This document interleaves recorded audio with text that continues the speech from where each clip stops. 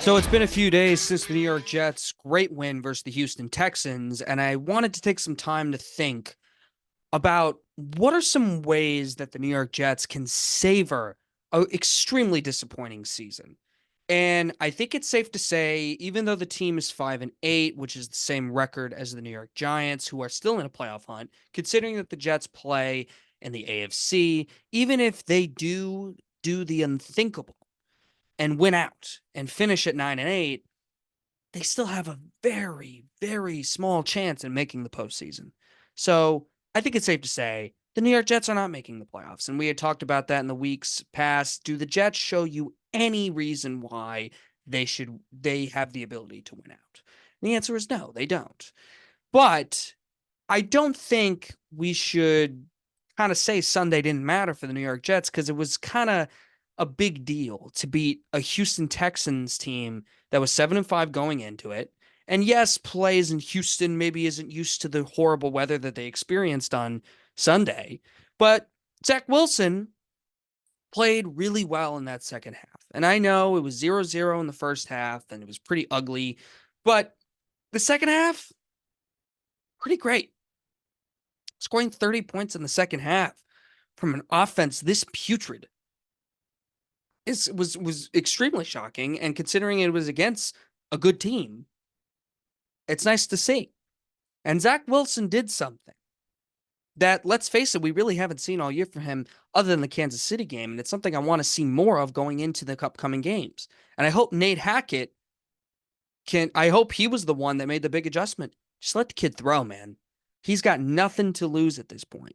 Right now, he is playing for his career at this moment, which is why I was so critical and harsh when that report even leaked out about him possibly not wanting or being reluctant to start again for the New York Jets. The best thing for Zach Wilson is to play and give it his all when he has the opportunity to play. And I think he knew that. I don't really know where that came from. I don't think it's inaccurate, though, because The Athletic is a very reliable journalism platform. And I just don't think something like that leaks or is made up, but especially from The Athletic. But that being said, hopefully after a week of Robert Saleh, Joe Beningo, which that was whole thing was hilarious, and Zach Wilson coming back and that whole report, I hope the Jets can kind of move past that in a way. And I think what the Jets can do at this point is be competitive in these games, similar to what I said to the New York Giants.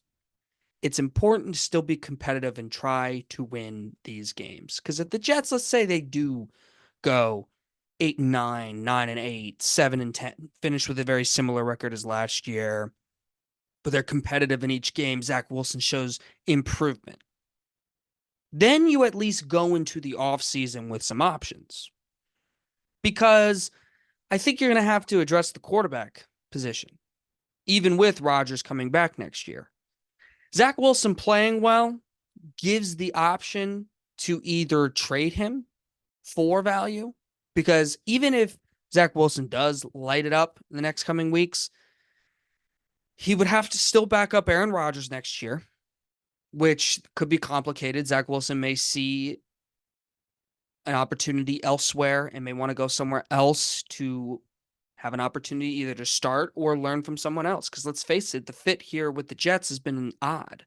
And I think it's been said before, but I think with coaching, new coaching, Zach Wilson with his talent, because I never said the kid wasn't talented. We all knew Zach Wilson was talented. We all knew he had a gunner of an arm, which is why I said subbing him out for Tim Boyle, although needed to happen for accountability reasons, wasn't going to make the Jets better.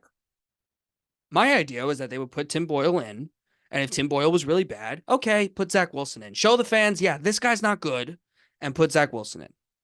So, getting a little sidetracked here. But my point is, the fit has been odd, and a lot of it, I think, is possibly offensive coaching. Because Saleh is more of a defensive mind. He deserves credit, I think, for how well the defense has been. I said last time I potted about the New York Jets, especially with the Joe Beningo stuff, how Zach Wilson's situation's been handled.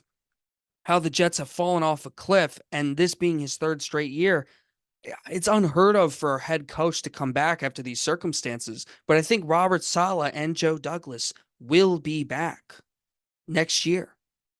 I think they will be back. And I'm not sure what those changes will be for the New York Jets. I think they plan on running it back next year with just adding some more receiving talent, some more offensive line help. I think that's really what they see. And maybe a veteran backup instead of Zach Wilson. And you know what? Those additions could prove to be very helpful for the New York Jets.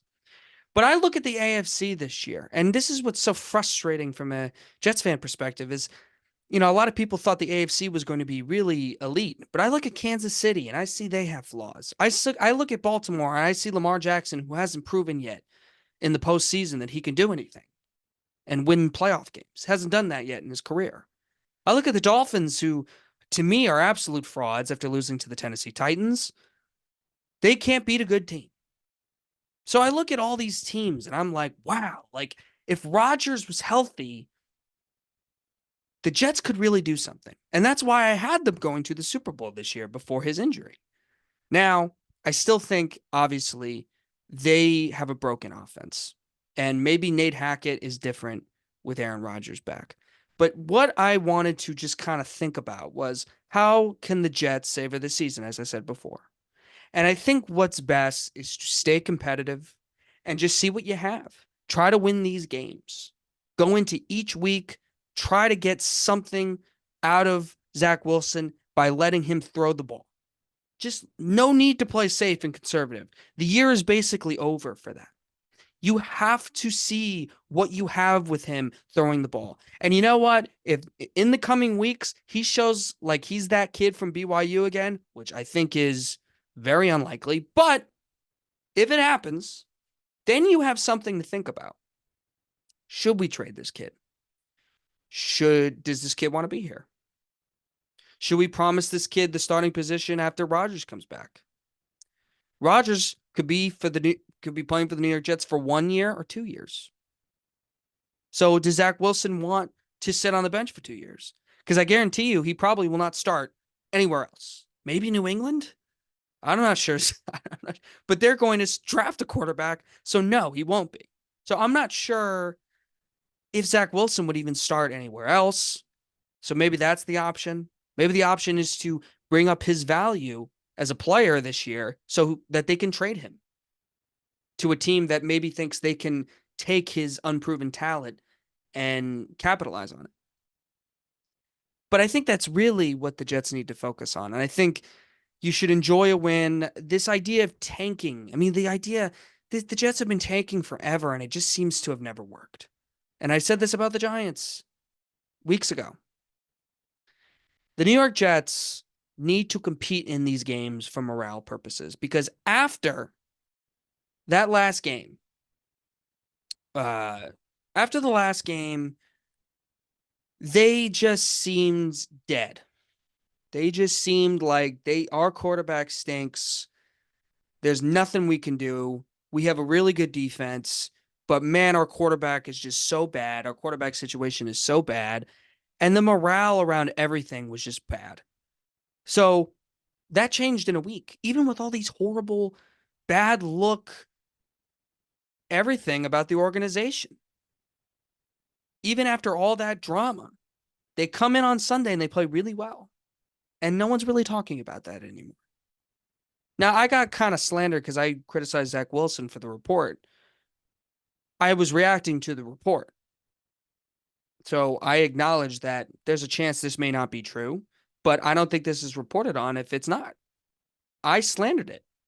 I slandered I reacted to the report as if it's possible. So I got called out as like, you've been really negative about the Jets. How could I be necessarily positive about the Jets? They're 4-8. They were 4-8 going into this game. They won a big game versus the Houston Texans. So I don't want to be negative about this. I just don't think Zach Wilson will stay. And if he does, he would have to really perform exceptionally well to end the season. And even if that's the case, I do think the Jets would consider trading him and just getting him off the team. Now, there's a possibility that he plays well and he's the backup again next year. And maybe this year was his third season of development, and now he could back up Rodgers. And if Rodgers, God forbid, something happens to him next year, Zach Wilson can step in and play well in either in short spurts or, God forbid, the whole season like this year. But they should sign a veteran still if that's going to happen.